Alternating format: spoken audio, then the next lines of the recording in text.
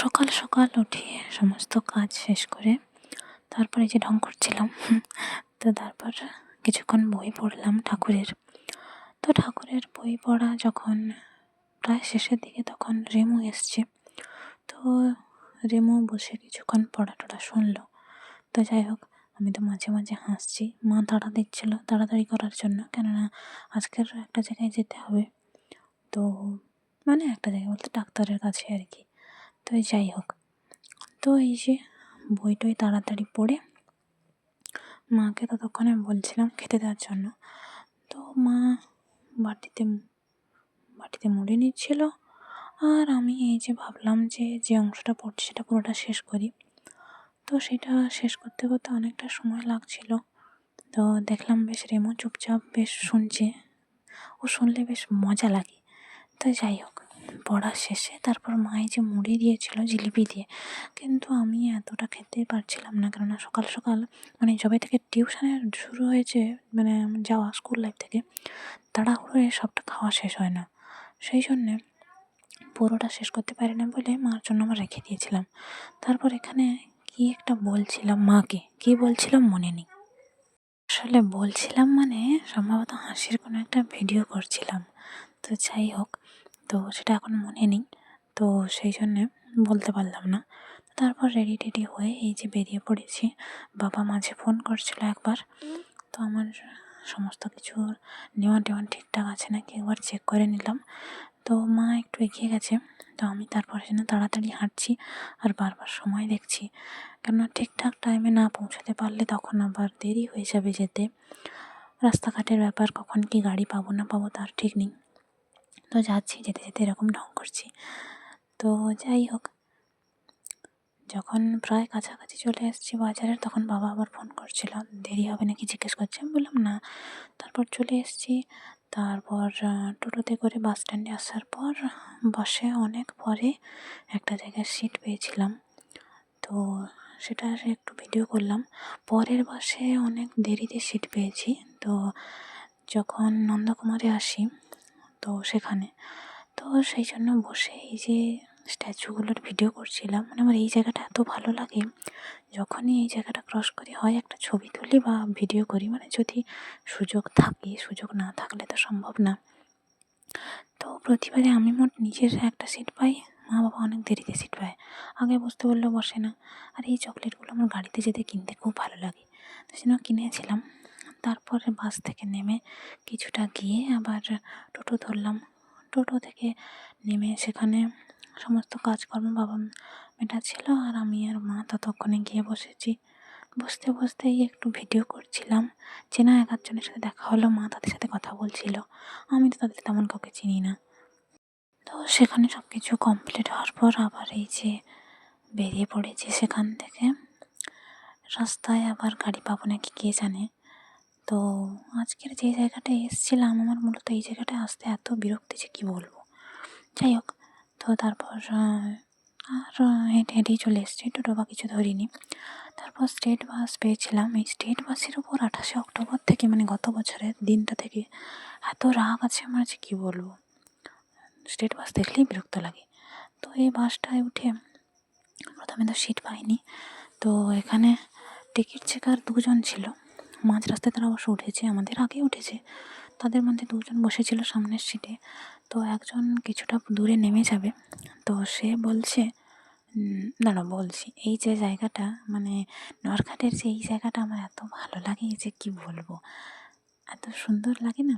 তো এখানে আবার নতুন ওই হচ্ছে, মানে নৌকা হোক ভ্যাসেল হোক জাহাজ হোক, সেগুলো দাঁড়ানোর জন্য নতুনভাবে এগুলো সব করছে, অনেক দিন থেকেই কাজ হচ্ছে। তো যাই হোক, যেটা বলছিলাম, তো দুজন অফিসারের মধ্যে একজন বলে যে না, আরে বাচ্চা মেয়েটা বসুক, ও তো আমার মেয়ের বয়সী, অনেকক্ষণ থেকে দাঁড়িয়ে আছে। তো আরেকজন বলে তার পরিচিত একজন লোক উঠেছে, তাকে বসতে দিতে বলছে। তো এই নিয়ে দুজনের মধ্যে চিৎকার চেঁচামেচি হচ্ছে।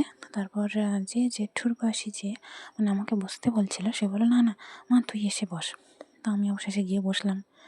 যাই হোক, তো আর একজন বলছে যে না তুমি ওকে কেন জায়গা দেবে, আমি একে বসাবো। তো সে জেঠু তখন বলছে যে আমি যেহেতু এখন নামিনি, নামতে বাকি আছে, আমি তো সিটে বসে আছি, তো এখন আমি অন্য কাউকে জায়গা দেবো কি দেবো না সেটা আমার ব্যাপার। তো যাই হোক, তারপর আমি বসলাম। মা বা বাবাকে আসতে বলছিলাম, মা বাবা আসেনি। তো জেঠু নেমে যাবে, তার আমার কাছে চকলেট ছিল, অন্য চকলেট। তো আমি জেঠুকে একটা দিলাম, জেঠু তখন এসে বলছে, না না বাবু তুই খা। বললাম হোক, জেঠু একটা চকলেট নিলে কিছু হবে না। তো জেঠু চকলেট নিয়েছে। তারপর অবশ্য এই যে মোমেন্টটা, আজকের এই যে স্মৃতিটা হলো না, এটা বলার মতো না। মানে এত আনন্দের একটা মুহূর্ত যে হবে কোনো দিন স্টেট বাসে, আমি সত্যিই ভাবিনি। তো যাই হোক, মা বাবাও একটু পরে সিট পেয়ে গেছে অপোজিট সাইডে, তো আগে পরের দুটো রোতে। আর আমি এই যে ভিউগুলোর ভিডিও করেছি, এগুলো যদি বাইকে যেতে যেতে ভিডিও করতাম বা বাসের সামনে থেকে ভিডিও করতাম, আরও সুন্দর আসতো। যাই হোক, জায়গাগুলো খুব সুন্দর, আমার যেন ভিডিও করতে খুব ভালো লাগে, সেই জন্য একটু ভিডিও করেছিলাম। সকালে যা মুড়ি খেয়েছিলাম, আর তো কিছু খাওয়া হয়নি, তো সেই জন্য সেই নাস্তা প্যাকেটটা কেনা হয়েছিল, মা বাবা খেয়ে নিয়েছে। আর আমাকে ওই যে দিয়েছিল তখন, বাসে বসে বসে খেয়েছি। সেটা ছবি অবশ্য আগে চলে গেছে। তো এরকম বাসে বসে বসে যাচ্ছিলাম, ভাবছি সেই 28 তারিখের কথাটা। সেদিনও স্টেট বাসে যাচ্ছিলাম এইভাবে ডাক্তারের কাছ থেকে। তো সেদিন যেভাবে কাঁদতে কাঁদতে পুরো রাস্তা যেতে হয়েছে, যে কষ্টটা পেতে হয়েছে না, আমি আমার জীবনে এতগুলো বছরে কখনো পাইনি। তো জানি না ভগবান আমার জিনিসটাকে ফিরিয়ে দেবে কি না, কষ্টের জিনিস। তবু আশা আছে যে ভগবান নিশ্চয়ই নির্দয়তা হবে না, তাই না? তো বসে আছি আপন মনে, ওইগুলোই ভাবছিলাম যে কোথা দিয়ে সময় চলে যায়। তো যাই হোক, স্টেট বাস আমার বরাবরই কিন্তু অপছন্দের, তবু কিছু ভালো মুহূর্ত থাকলে তো ভালোই লাগে, তাই না? তো তারপর সেখান থেকে বাস থেকে নেমে আবার যাচ্ছি, মার হাতে এই যে জলের ব্যাগ আছে।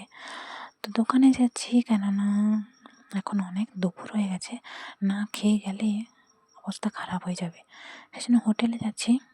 তো এই যে এদিক ওদিক দেখতে দেখতে যাচ্ছি, মা অনেকটা পিছিয়ে পড়েছিল, তো আমি সেই জন্য পিছন ফিরে ফিরে বারবার মাকে ডাকছি। বাবা অনেকটা এগিয়ে গেছে। তো তারপরে এই যে হেঁটে হেঁটে যাচ্ছি, চণ্ডীপুর মানে এত স্মৃতি, এত কিছু যে কি বলবো। চণ্ডীপুর আমার বরাবরের পছন্দের জায়গা, অনেকগুলো বছরের অনেক স্মৃতি জমে আছে, অনেক চেনা জানা মানুষ আছে, মানে সব কিছুতেই একটা ভালো লাগা মিশে আছে। তো যাই হোক, তারপর এখান থেকে খাওয়া দাওয়া শেষে তো কাকিমাকে বললাম, কাকিমা মুড়ি নেবো কিন্তু? কাকিমা বললো হ্যাঁ নাও।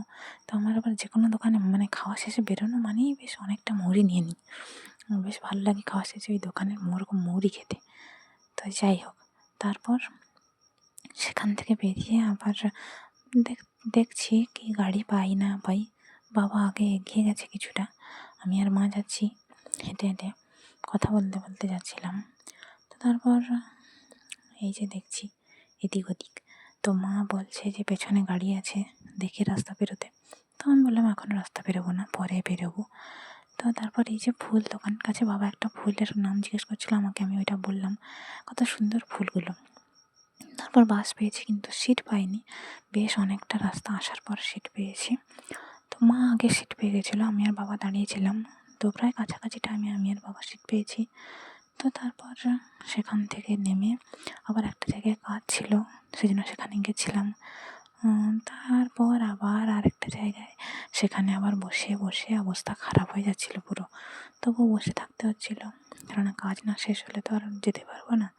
মাও বসে আছে পাশে, আর আমি যে বসে থেকে থেকে কী করব, যত রাজ্যের রাজকবি কথা বলছি বাবাকে, বাবাও হাসছে, মাও হাসছে, সেখানে অন্য যারা যারা আছে তারাও হাসছে, তাদের সাথে অবশ্য কথা বলছি।